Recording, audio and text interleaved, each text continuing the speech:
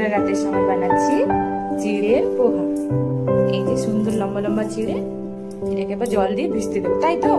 আচ্ছা, তো পোহার সঙ্গে দেওয়ার জন্য এখানে বরবটি, এখানে ক্যাপসিকাম, আলু এইসব কিছু কেটে নেবো, এই সবজিগুলো, তাই না মামা? ঠিক আছে, এবার জল দিয়ে চিড়েগুলো সুন্দর করে ধুয়ে নেবো। তো চিড়েগুলো এরকম ধুয়ে নিয়েছি সুন্দর করে, এবার জলের মধ্যে 10 মিনিট। তো এখানে চৌকো চৌকো করে আলু কেটে নিচ্ছি, এখানে ক্যাপসিকাম আর বিনস বরবটি যাই বলো না কেটে নিয়েছি। এখানে কারি পাতা রাখা আছে, আর এখানে মশলার কৌটো নামালাম।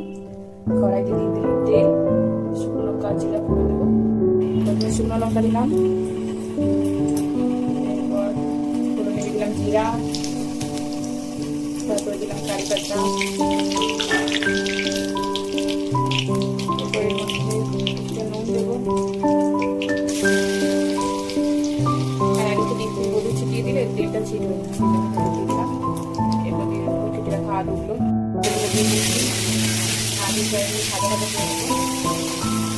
চিড়েটা পুরো ফুলে গেছে, যতটা জল দিয়ে দিয়েছিলাম সব জলটা সব করে নিয়েছে। এটা আবার ছিঁকে দেবো। এখানে ছাঁকনিতে দিয়ে দিয়েছি চিড়েগুলো জল ঝরে যাওয়ার জন্য। শুধু এখানে ওয়েট করছে কখন বানানো হবে আর কখন খাবে, তাই তো? সব ভাজা হয়ে গেছে, এরপর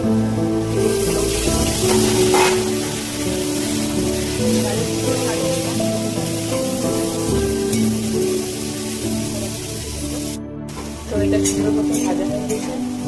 তো মাছটা ঢাকা দিয়ে ভাজা মশলা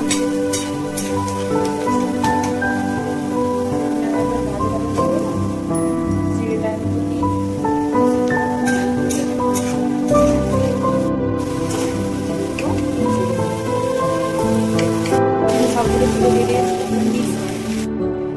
তো এই তো গরম গরম পোহা একদম দিয়ে দেবো। নামানোর আগে আপনারা একটুখানি চিনি অ্যাড করে দেবেন। তো পোহা বানানো হয়ে গেছে, নন্দিনীকে দিয়ে দিয়েছি। এবার ঠাকুরকে নন্দিনী ভোগ লাগিয়ে দেবো। চলো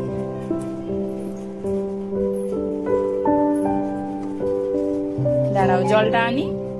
নন্দিনী জলটাও দিয়ে দিল। তো এখন নন্দিনীকে টেস্ট করতে দেবো। নন্দিনী কিন্তু ক্যাপসিকাম আর বিনস খায় না, সেগুলো বেছে রেখে দিয়েছি। আর নন্দিনী নাও, টেস্ট করে বলো কেমন হয়েছে, কেমন লাগছে? বাহ, থ্যাংক ইউ।